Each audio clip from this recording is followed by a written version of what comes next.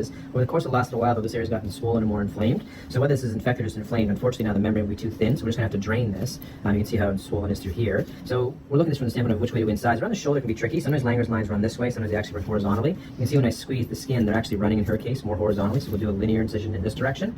So we're gonna add some freezing in here again, remembering that sometimes it's not ideal when it gets inflamed like this, but we certainly wanna make sure that we're hitting the superficial vessels as much as possible, the superficial nerves, sorry.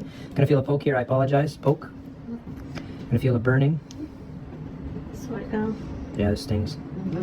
So this is what I want to see. I want to see that blanch as much as possible, because at the very least, we want to make sure we hit the superficial nerve endings. Those are the ones that really recognize acute pain. The deeper ones, while they're still significant, those are more like pain sensations consistent with more like nausea. Still discomfort, don't get me wrong. I want to hit those as much as we can, but the superficial ones where we're actually incising through that, we want to make sure that that's as anesthetized as possible. And again, we talked about this. Alternatively, you can do very large circumferential blocks. Again, freezing isn't innocuous, so that's uncomfortable for patients, so you have to factor that in. And the other part to this is, even though it seems like infection is ending here where it's red, you can't always be sure of that. I've done lots of cases where we've done large circumferential blocks, and yet you can still feel it. So here I want to be doing the superficial area. Then I'm going to go a little bit deeper and see if I get in between. Now the problem with that is, if you get into the cyst capsule, you cause distension, and then that's uncomfortable for the patient. Is that hurting a lot? No. Oh, that is. Yeah. Do that through here too. You okay there?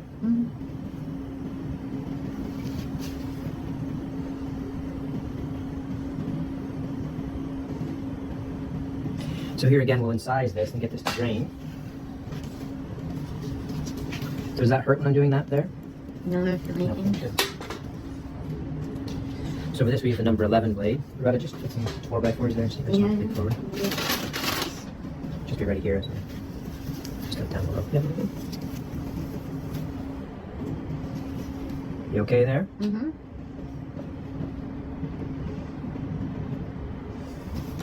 This is what we expect, so that's still keratin. You can see it's getting infected. So a combination of pus and keratin through here.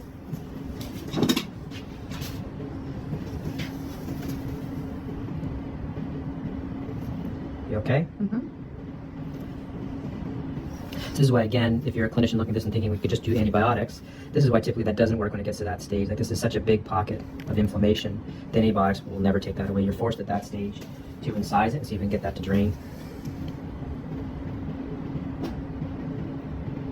Now this part here, I am putting pressure. She's going to be uncomfortable with that. It's a balance of trying to create the least amount of discomfort but still get the job done as best we can.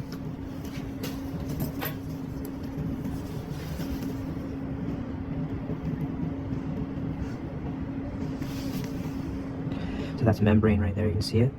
See, that's just breaking apart. This becomes the problem always. It's just so friable when this happens. So you probably heard me make this reference. That's not hurting too much? No. I still want to take as much of this as I can, just to try to see if you damage enough. Sometimes you get lucky and it'll actually not reaccumulate. Rarely that's the case. We'll usually have to let this settle back down. I'm going to go back in at a later date and take it out properly. But what I was going to say is it's a lot like a balloon. When it's deflated, the membrane's thick and pliable, and just like you can squeeze and move a balloon. But when it's infected, it gets very, very thin, just like when a balloon is inflated, and it'll pop very easily and it adheres to the surrounding tissues. It's pretty good, actually. It's not hurting too much? No, not at all. Good. So I'm just going to use this curette. So if you have good anesthesia, you can use a metal curette. That would be great because it's more effective at breaking down adhesions, trying to get the loculations to release. Not too much discomfort there? No, nothing at all. Okay, good. If this was too uncomfortable, you can use plastic curettes, you can use Q-tips. Again, an option, but each one becoming less effective as you go down the stream, less firm implements.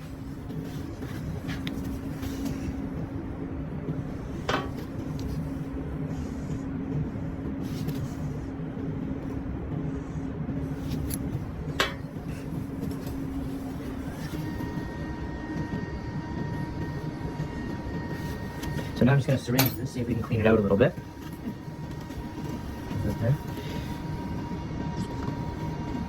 So generally I try to syringe this at different angles, just because I'm trying to break, again, down loculations, affect the membrane in different degrees to see if it'll loosen up or break down a little bit more. So again, this is sterile normal saline. Not that it matters in cases like this, there's nothing sterile about it.